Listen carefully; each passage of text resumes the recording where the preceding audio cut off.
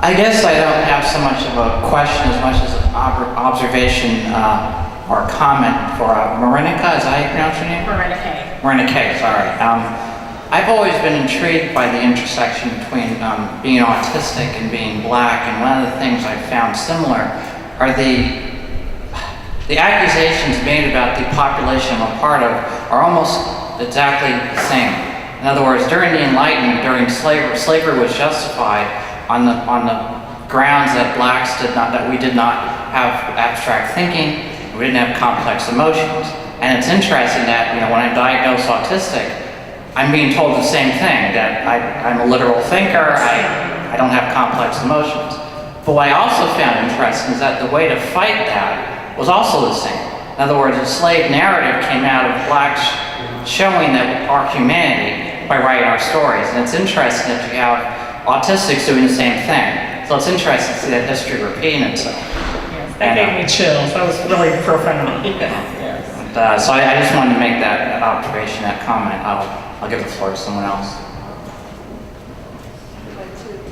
This is for Amanda. It's really 2 questions, or 3 questions actually. The first one is how did you get the people to come to the community forum?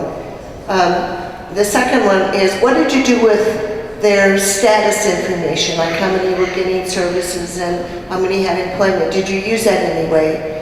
And then the third question is, what were the priorities? You had that wonderful chart, but you didn't tell us. What were the priorities that the people really wanted from the library? Okay.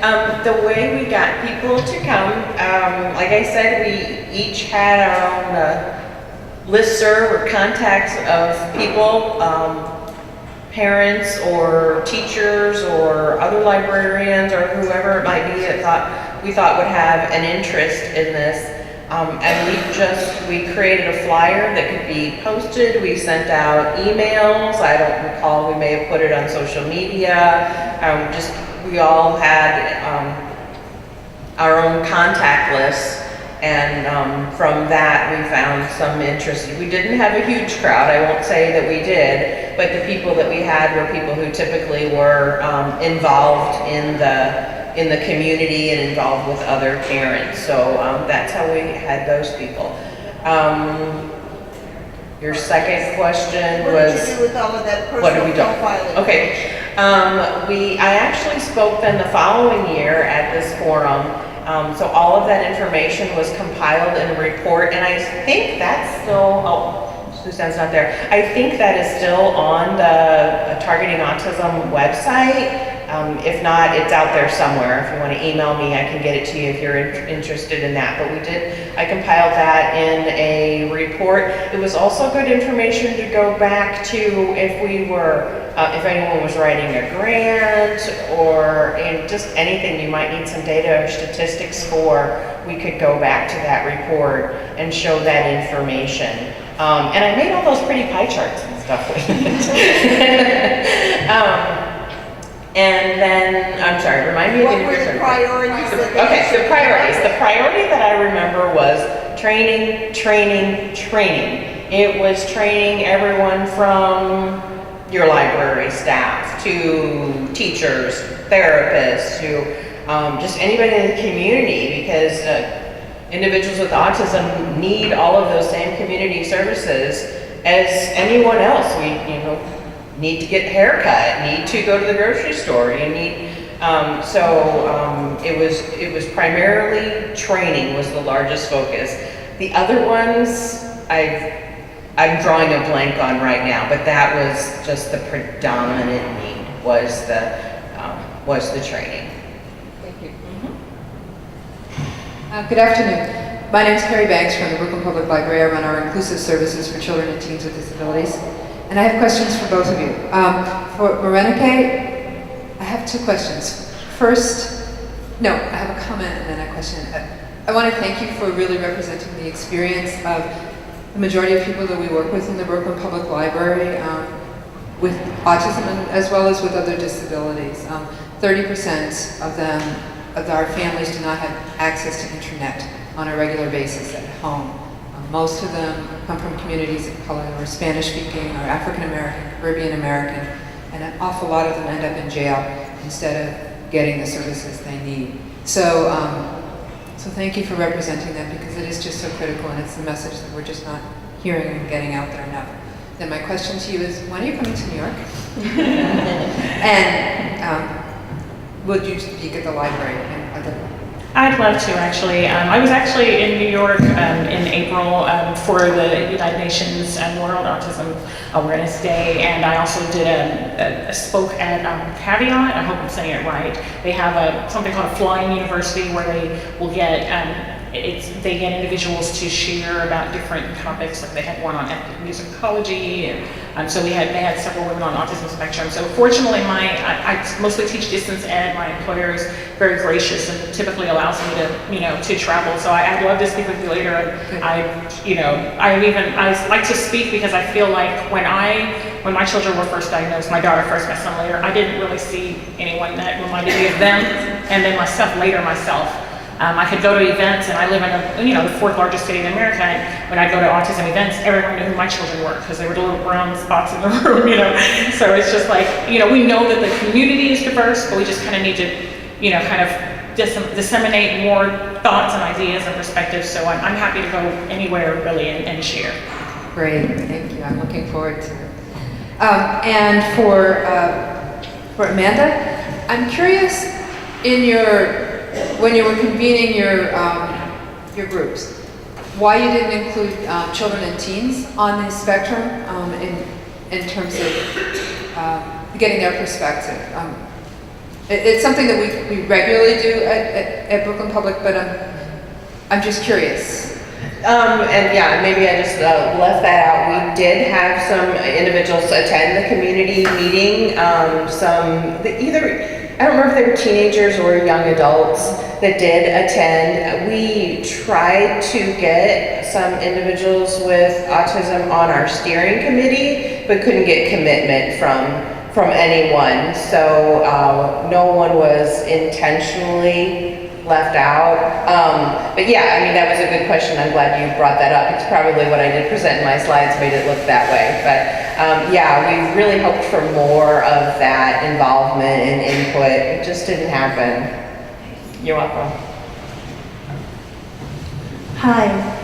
Yes, my question is for, I'm sorry, can you say your name one more time? Sure, Morénike. Morénike. I'm actually the principal of a special needs school in the Chicagoland area, and I have spent my entire career exclusively working with children at the intersection of minority communities and disability.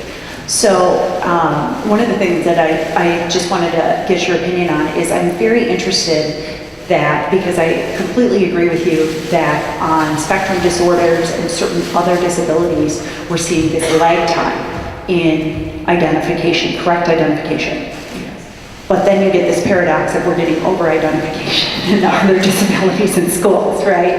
And so as a principal, that to me is just mind-boggling. Like, how do we have these two different worlds where I'm obviously looking at a child on the spectrum and we're kind of floating around in EI, not calling it what it is, just kind of, oh, it could be this, it could be that. No, it's not. We know what it is. we could have been more aggressive about this, because by the time I see you in the school system, it's gone on, right? Yeah. And then on the flip side, I'm in an EC8 building now, coming back after years of being in high school. In high school, it was the exact opposite, right? It was, in my office, in the special ed department, was always males of color. He must have ADHD. No, yes. I don't think so. So I was just interested to hear kind of your thoughts on that. Why the lag in one end of special ed and the over-identification in the other?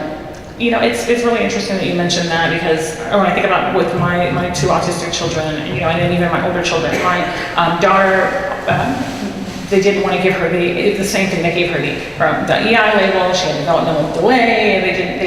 They even with the formal diagnoses, they didn't want to give her the formal diagnosis. And again, we understand that speech delay and a lot of these other factors are aspects that you see in a lot of different diagnoses. But with my son, they were quick to label him. It's just very interesting. The same exact district behaving two different ways for two siblings, but different genders.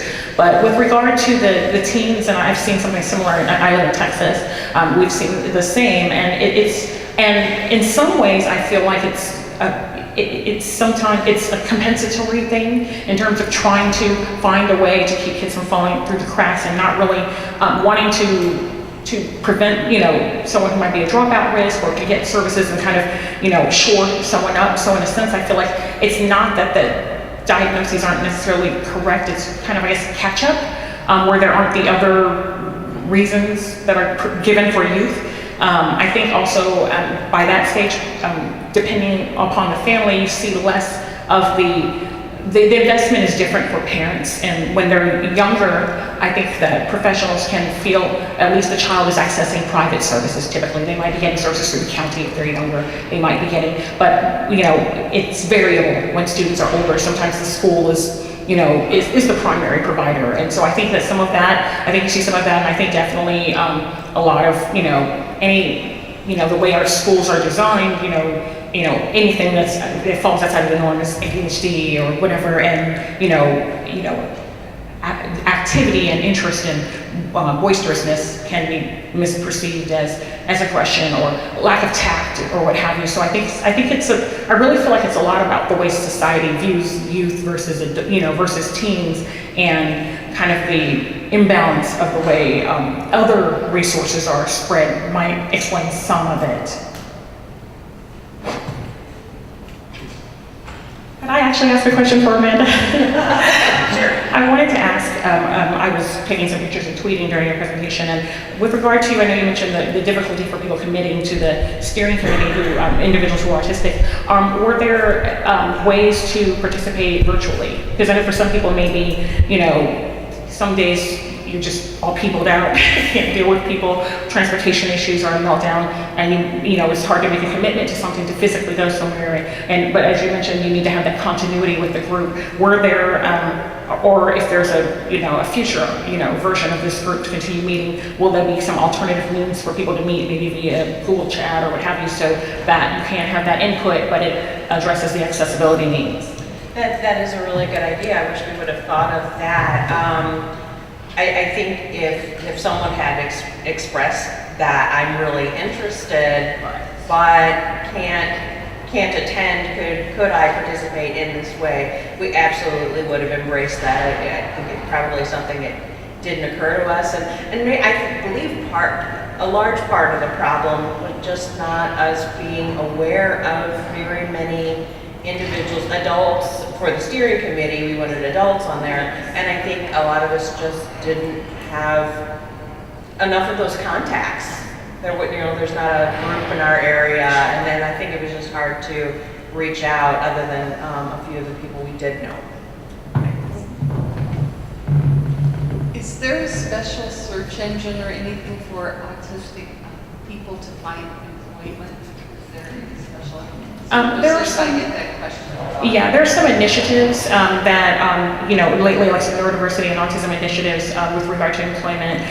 That the current in the U.S. Department oh gosh, I don't want to mess this acronym up, so let me not say it. But it's one of the employment divisions. It was a former LEND student and the American University Centers for Disabilities, a trainee on neurodevelopmental disabilities, and has tried to really kind of address that issue.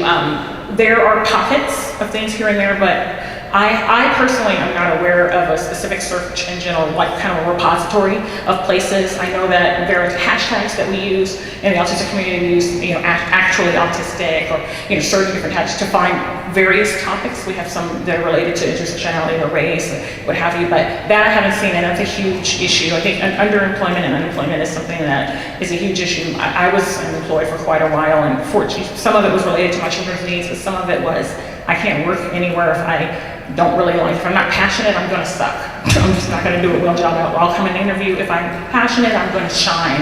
They're going to be like, wow, she really wants this job. She's going to really. But if it's not an area where I have a lot of interest, it's no one's going to want to navigate the awkwardness and this or that, or needing someone who might need to telecommute sometimes or what have you, when they can get someone, I hate to say it, they can get someone non-disabled, and that's unfair, but it's the reality. So if anyone knows of something like that, I think it would be a phenomenal resource that would be greatly used by many people if there was a central place that people could place, these leads. So I actually want to go back to the previous question. I wanted to thank you for asking, because that was actually my question about the virtual meeting. I have found in leading different committees that having a consistent meeting time, consistent meeting location, even when different things come up, just still holding that line helps to encourage people to continue in the process. And having a virtual option available can be so helpful for all of those reasons that you had mentioned. You had mentioned Google Docs, and I just wanted to throw out another resource. There's actually another virtual platform called Zoom that you can use. You can set up an account for free, and the first 45 minutes of your meeting is free, and then it kind of locks you out. So you've got that little window, but it's still a nice resource to be able to use, because you also have the camera option, and you can actually see one another, and you can record the meetings, so that if someone's not able to participate, you can send them the link, and they can still access the meeting and provide input and feedback and stay current in what the committee is doing. So just a thought. Yeah, and I do want to admit, Sorry. Are you okay? And we're not very coordinated. I'm fine. okay. This type of stuff happens to me let me stand over here. Max is worried about you too. Oh. But no, I wanted to say that in doing this community meeting, or in being on the steering committee for this community meeting, was my introduction to Google Docs. We did have someone on the committee that had put the registration form and everything together, and I'm like, but where is it? How do I find it? She had to say, click on this little dots up here. And that opened up a whole new world for me. Yeah, some of that lack of technology and doing the committee for the first time was my fault.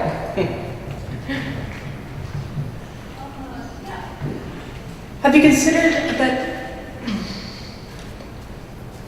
alternate formats in holding stakeholder meetings? I know that people who might type to communicate might have trouble with speaking and responding spontaneously. I've seen Aspire.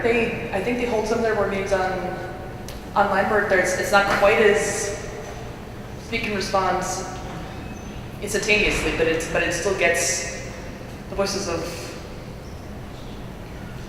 folks that might look like some of your kids. So yeah, so I'm currently not involved in putting any meetings together, but if I am, I'm really enjoying these options of ways that we can do more virtual meetings, so thank you. Hello from the back. My name is Lauren. I'm a behavior analyst for kids and adults with autism, and something we do is a lot of parent training. So my question is maybe for all individuals with kids with autism. Something parents ask me is how to approach talking about the diagnoses with other siblings. So if you have any resources, or how you begin that discussion with siblings who don't have a diagnosis. There are a few different resources that are really good. I know that parents are given resources, but they're often not, designed for children.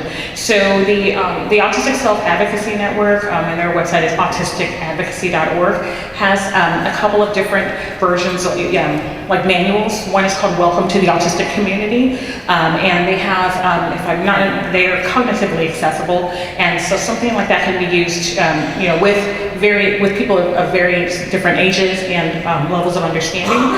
There's also the Autistic Women's Network and Non-Binary Network, has a resource as well, kind of like a welcome kit. The ARC has some things, and then there are some books written by autistic adults, and actually there are a couple of blogs by autistic youth, some of whom are non-speaking, who describe how they view their condition. That would be really good. I could compile some of these for Suzanne to put on the website, because I think that they'd be helpful for the siblings to understand the other child in a way that's not stigmatizing.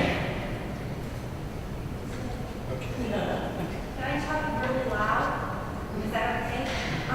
Just another suggestion along those lines is if they're going and they're working with a developmental pediatrician, you may want to see if they also work with a child life specialist. Oh, yes. If they work with a child life specialist, a lot of times they will have child-friendly resources that can be used to explain the diagnosis and insights and ways to support to siblings, and then you provide suggestions for parents on terminology and words to use, and oftentimes you can also be there as part of the process to help support and participate in the conversation. That's a great suggestion. Okay, we need to stop for a break. If people have more suggestions about resources, there is a listserv connected with the Targeting Autism program. I'd suggest sending the resources in there. They can be published on the blog. All of the slides for all of the presentations will be available later through the listserv, through the website, and the recordings from this forum will also be available sometime later to be played for people who weren't here or if you want to review any of them. So I want to thank Morénike and Amanda both. Thank you. Thank you.